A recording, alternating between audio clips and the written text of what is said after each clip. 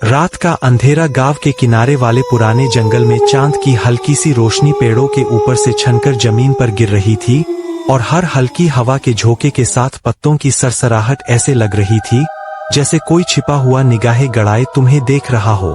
गांव के लोग अक्सर कहते थे, इस जंगल में मत जाओ, वहां की हड्डियां जिनके ऊपर गई है सिर्फ मौत ही देती है।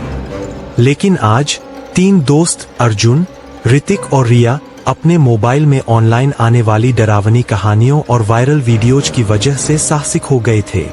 चलो यार, बस थोड़ा अंदर चलते हैं, डरते क्यों हो?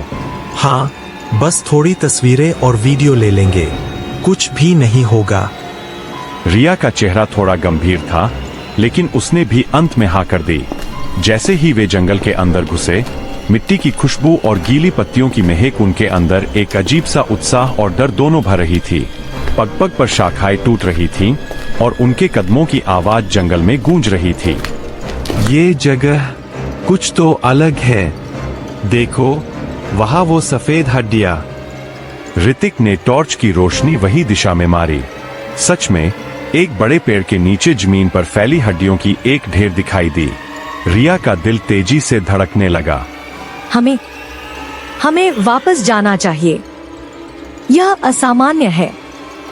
लेकिन अर्जुन और ऋतिक ने उसे अनसुना कर दिया। उन्होंने हड्डियों के पास जाकर फोटो खींचना शुरू किया। तभी अचानक हवा में एक ठंडी चीख गूंजी जो सीधे उनके कानों में छेद करती हुई लग रही थी। तीनों दोस्त एक दूसरे को देखकर कांपने लगे। यह क्या था? शायद कोई जानवर, अर्जुन ने अपनी हिम्मत दिखाते हुए कहा, लेकिन उसके शब्द खुद पर भरोसा नहीं दिखा रहे थे। जैसे ही वे आगे बढ़े, उन्होंने देखा कि हड्डियों के बीच से एक पुराना फटा हुआ लिफाफा निकला। अर्जुन ने उसे उठाया। लिफाफा अंदर से कागज से भरा था, जिस पर कुछ अजीब चिन्ह और अद्भुत रेखाएं बनी हुई थीं। यहाँ से तुरंत निकलें, अब बस मजाक नहीं, यह कुछ खतरनाक है। लेकिन अर्जुन ने कागज खोलकर पढ़ना शुरू कर दिया। जो भी इस जंगल में आता है और हड्डियों को छूता है, वह कभी वापस नहीं लौटता। तीनों के हाथ कांपने लगे। जंगल की हवा अचानक और ठंडी हो गई। पेड़ों की शाखाएं जैसे खुद ब खुद हिलने लगीं। दूर कहीं से हंसी की आवाज आई, एक हंसी जो मानव जैसी थी। हमें वापस जाना चाहिए, अब बहुत देर हो चुकी है। लेकिन जैसे ही वे पीछे मुड़े, उनका रास्ता साफ जंगल की पगडंडी से हटकर कहीं अंधेरी झाड़ियों की ओर मुड़ गया था। वे घूम कर देखा और दिल थाम लिया। पगडंडी गायब थी। जंगल की छायाएं अब जीवित लग रही थी। हम फंस गए हैं। और तभी जमीन के नीचे से धीरे धीरे एक हाथ निकला। न केवल हाथ, बल्कि उसके साथ एक पुरानी मानव हड्डियों की ढेर भी धीरे धीरे हिल रही थी, जैसे कोई उन्हें अपने नियंत्रण में लेने की कोशिश कर रहा हो। तीनों दोस्त चिल्लाने लगे, लेकिन आवाज जंगल की अंधेरी गहराई में खो गई। और तभी दूर से एक आवाज आई, कौन मेरी हड्डियों को छू रहा है? तीनों की सांसें थम गईं। अब वह जंगल सिर्फ एक रहस्यमयी जगह नहीं रह गया था, बल्कि एक जीवित डरावनी दुनिया बन चुका था। रात की ठंडी हवा अब और भी तेज हो गई थी। तीनों दोस्त अर्जुन, ऋतिक और रिया अपने कदमों की आवाज सुनकर डर के मारे और धीरे धीरे पीछे हटने लगे। लेकिन जंगल में हर दिशा अब उनके लिए अजनबी और घातक लग रही थी। अचानक एक धीमी रोशनी उनके सामने दिखाई दी। यह कोई चांद की रोशनी नहीं थी, बल्कि कुछ अजीब और भूतिया। वह धीरे धीरे झाड़ियों के बीच से उठ रही थी और हर झाड़ी के हिलने पर उसकी चमक बदल रही थी। तीनों जब बाहर निकलने के लिए कदम बढ़ाने लगे, तभी अचानक जंगल की धरती कांप उठी, इतना जोर से कि पेड़ अपनी ही जड़ों से हिलने लगे। ये क्या हो रहा है? हमें तो बाहर भेज दिया गया था। नहीं, जंगल हमें बाहर नहीं जाने दे रहा, कुछ अब भी बाकी है। शाप टूटा नहीं है, बस तुम्हें मौका मिला है। भागना चाहो तो भागो, लेकिन तब तक यह जंगल तुम्हारे पीछे आएगा, जब तक तुम सच नहीं जानते। मतलब हम अभी भी बंधे हुए हैं। आवाज धीरे धीरे पास आने लगी। पेड़ों की छाया लंबी होती गई और एक आंधी जैसे ठंडे झोंके के साथ अघोरनाथ सामने प्रकट हुआ। अब वह और बड़ा और शक्तिशाली लग रहा। अघोरनाथ ने अपने हड्डियों के राजदंड को जमीन पर मारा। एक गोलाकार चक्र बना, चमकदार और भयानक। यह हड्डियों की अदालत है। यहाँ अंतिम फैसला होगा कि तुम बाहर जा सकते हो या हमेशा के लिए इस जंगल की मिट्टी बनकर रहोगे। हमने तो सारी परीक्षाएं पास कर ली थीं। हम सच बोले, डर का सामना किया, तो अब ये क्यों? क्योंकि तुमने अभी तक मूल अपराध नहीं जाना। तुमने सिर्फ डर की परीक्षा दी है। लेकिन यह जंगल क्यों श्रापित है, उसकी सच्चाई अब तक किसी ने नहीं समझी। अब हम और क्या करें? सच खोजो। अगर सच तुम पर भारी पड़ा तो तुम्हारी हंडियां भी इस जंगल का हिस्सा बन जाएंगी। जंगल का पूरा माहौल बदल गया। अंधेरा और गहरा हो गया, जैसे रात अचानक 1000 साल पुरानी हो चुकी हो। तीनों को जंगल के बीच खड़ा कर दिया गया। हवा रुक चुकी थी, लेकिन आत्माओं की आंखें चमक रही थीं।